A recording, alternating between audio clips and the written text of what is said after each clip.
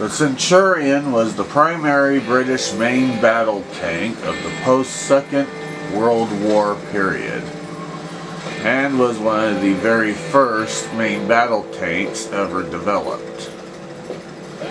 Introduced in 1945, it is widely considered to be one of the most successful post-war tank designs, remaining in production into the 1960s and seeing combat in the front lines into the 1980s. The chassis was also adapted for several other roles.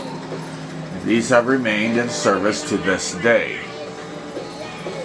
Development of the Centurion began in 1943, with manufacture beginning in January 1945. 6 prototypes arrived in Belgium less than a month after the war in Europe ended in May 1945. It first entered combat with the British Army in the Korean War in 1950 in support of the UN forces. The Centurion later served in the Indo-Pakistani War of 1965, where it fought against U.S.-supplied M47 and M48 Patton tanks, and it served with the Royal Australian Armoured Corps in Vietnam. Israel used Centurions in the 1967 Six-Day War, the 1973 Yom Kippur War, and during the 1978 and 1982 invasions of Lebanon. Centurions modified as armored personnel carriers were used in Gaza, the West Bank, and on the Lebanese border. The Royal Jordanian Land Force used Centurions first in 1970 to fend off a Syrian incursion within its borders during the Black September events, and later in the Golan Heights in 1973. South Africa deployed its Centurions in Angola during the South African Border War.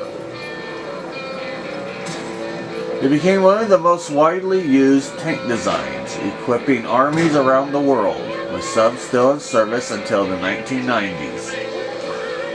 As recently as the 2006 Israel-Lebanon conflict, the Israel Defense Forces employed heavily modified Centurions as armored personnel carriers and combat engineering vehicles. The South African National Defense Force still employs over 200 Centurions, which were modernized in the 1980s and 2000s as the Oliphant or Elephant. Between 1946 and 1962, 4,423 Centurions were produced, consisting of 13 basic marks and numerous variants. The British Army used it was replaced by the Chieftain.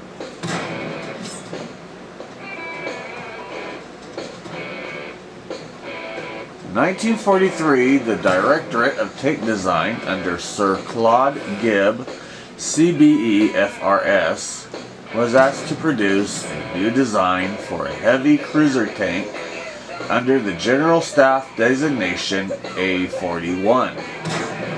After a series of fairly mediocre designs in the A series in the past, and bearing in mind the threat posed by the German 88mm gun, the War Office demanded a major revision of the design requirements, specifically increased durability and reliability, the ability to withstand a direct hit from the German 88mm gun, and providing greater protection against mines.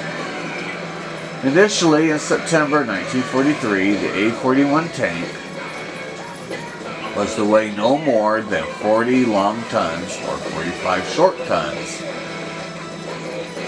The limit for existing Mark I and Mark II transport trailers and for a Bailey bridge of 80 feet span. The British Railway loading gauge required that the width should not exceed 10 feet 8 inches, and the optimum width was 10 feet 3 inches. But critically, for the new tank, this restriction had been lifted by the War Office under pressure from the Department of Tank Design.